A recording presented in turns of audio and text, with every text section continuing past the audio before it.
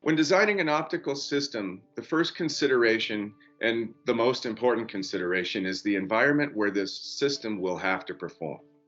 The design team needs a clear understanding of the industry and the optical system's designated function within the specific industrial environment. These considerations are paramount to determining a host of critical attributes the optic system must integrate to ensure optimal performance.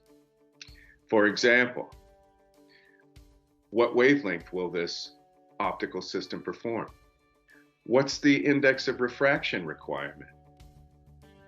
What industry is this serving? For instance, if it's military, there may be a broad spectral band that this system is going to perform in. What power output will this system require? Another question is very important. Will this be a passive system, or will this be a system used in a powerful laser instrument? How resolute does the optic system have to be? That depends on the industry, and it depends on the instrument. In the case of the medical device industry, it's very important to have high homogeneity so that you get fine resolution.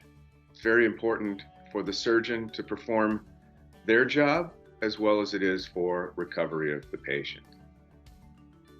So from selecting the right optical material to the next step, achieving the ideal performing surface for the optic.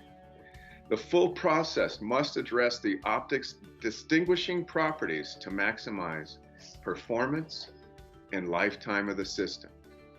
It is not always easy to change optics in a system. These systems are oftentimes located in hostile environments. These systems are sometimes space-based and can be very expensive to replace failing optical components. Let's talk about some of these, starting with the optic's thermal properties. For instance, coefficients of thermal expansion.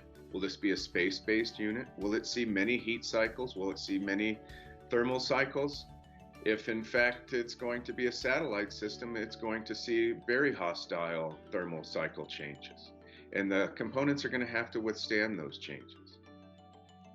Next, let's talk about the optical properties, and there are many. But for instance, inclusions. This is a very important aspect, and in selecting the right optical material, we need to know what kind of power this system is going to have, or what kind of transmission this system is going to be requiring. Inclusions are anything from bubbles or basically content in bulk material. Next, we have the optic's mechanical properties. For instance, is our instrument going to travel at high velocity?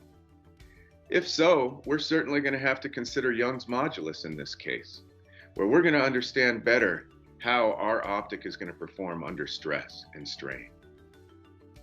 Next, you consider chemical properties. What environment is this going to live in? What kind of acidity will that environment have? And what kind of lifetime will we be expecting from that optic? A fully integrated optics system calls on many engineering disciplines, methodical thought, and precise calculation.